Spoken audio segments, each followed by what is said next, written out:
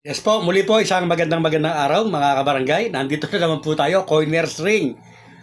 Dahil may issue naman po tayong pag-uusapan. At ito nga po, yung isang congressman na naman po ang nagpapanukala na i-postpone na naman itong BSKE November 2, 2026. Mga kabarangay, yan po ay nai-content na. At nakita lang natin sa ating idol, si Super Kagawad, Kags Butserano. Yes po. Kaya nag-comment nga ako doon na pwede. Yes po, palagi pong posible na pwede pong ma-postpone yung barangay SK election. Dahil yung nauuso nga ngayon, hawak nila ang bit.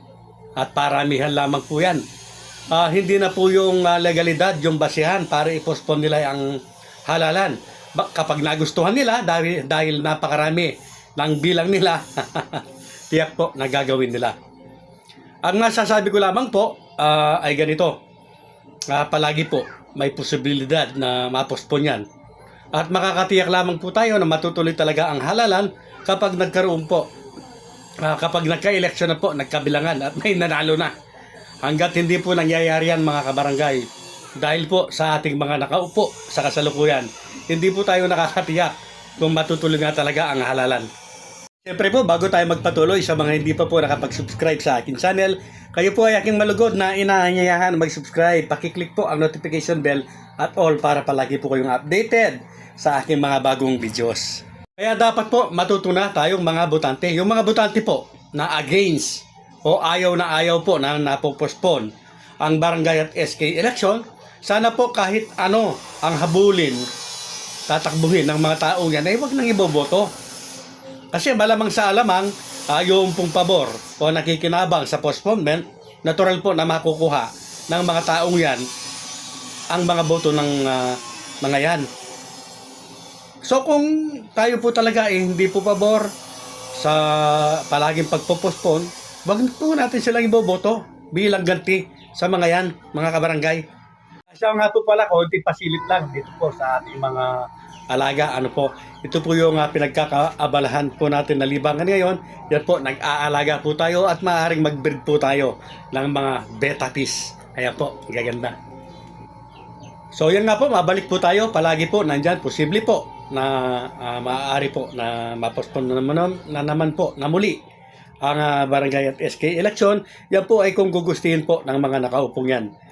Pero yan nga po, nandyan yung Republic Act 12232 na nagtatakda po ng halalan sa November 2, 2026 at nakapag-imprenta na po ng balota, ng mga balota yung COMELEC. So, siyempre, possible pa rin po, 50-50 po palagi yan. Lagi pong may posibilidad.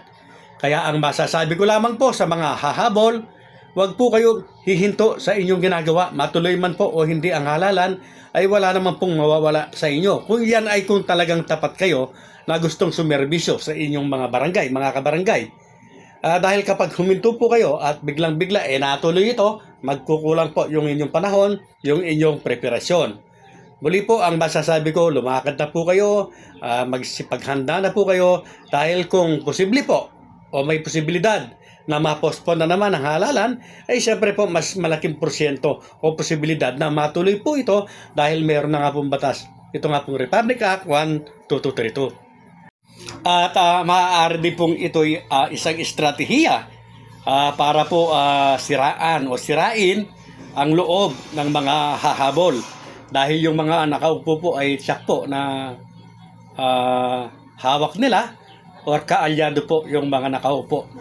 Bagamat mayroong ilan naman po na kahit na nakaupo ay hindi po kaalyado yung mga barangay captain. Pero kukunti lamang po ang mga yan. So muli po, ipagpatuloy na po rin nyo yung inyong gawain na pagpapakilala at ang dapat po ay nakilatis na po rin nyo yung makakalaban. Yan ba ay kaya po ninyong talunin? Siya ba ay walang ginawa? Siyempre po, mahirap na kalabanin po yung mga nakaupo. Lalong-lalo na yung mga nag-perform po ng mabuti. So muli po, yan muna lamang at muli tayong mag-update kapag meron na naman pong issue patungkol po sa barangay at SK election. At sa mga mahilig din po na mag-alaga ng betta fish, baka mag-content din tayo para dyan. Coiners Ring po, maraming salamat po.